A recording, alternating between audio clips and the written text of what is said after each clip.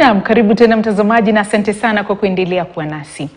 Huku wa Kenya kutoka sehemu tofauti nchini wakishiriki maandamano ya kuadhimisha siku ya Sabasaba, wakazi wa eneo la kati ya nchi waliendeleza shughuli zao za kawaida, huku wengi wakisema kuwa maandamano hayatatoa suluhu kwa matatizo yanayoikumba Kenya.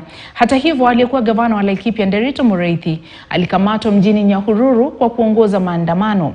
Clement Masombo anaarifu.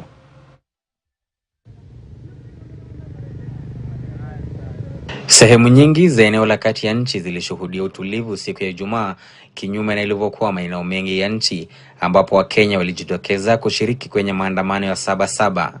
Miji mingi kama vile Nyeri, Embu, Murang'a na Meru, shughuli ziliendelea kama kawaida, isipokuwa maeneo ya Kirinyaga ambapo kiongozi wa chama cha NARC Kenya Martha Karua aliongoza wakazi kwa maandamano hayo.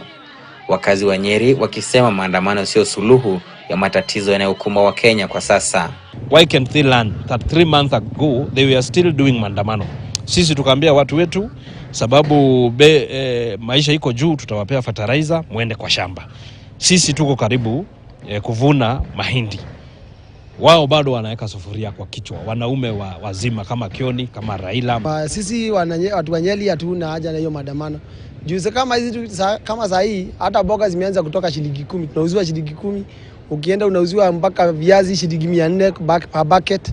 So tunaona maandamano haina usaidizi, tunaenda tu uharibifu. Nimeona wengine wakishoma mabarabara, sio itasaidia. Sisi kama wakaaji wenyewe tukaonelea ni vizuri sisi tutakuwa na hiyo mambo. Juu hata nikiandamana jioni nikirudi nyumbani nitaulizwa unga kwenye iko. Sijui kama wakiandamana wanaenda nyumbani na unga, kwa hivyo wasiende kusema wanatutetea.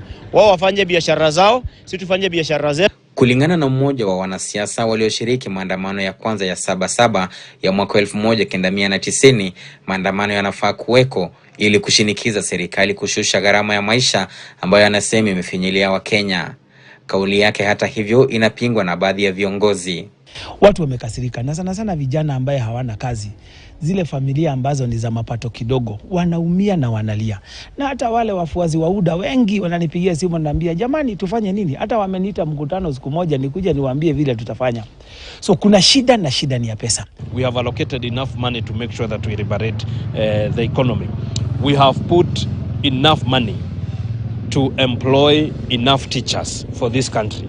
We have put enough money to do all the ongoing roads. We have put enough money to make sure that our farmers are accessing affordable fertilizer. Hakuna haja ya kuenda barabara kuandamana.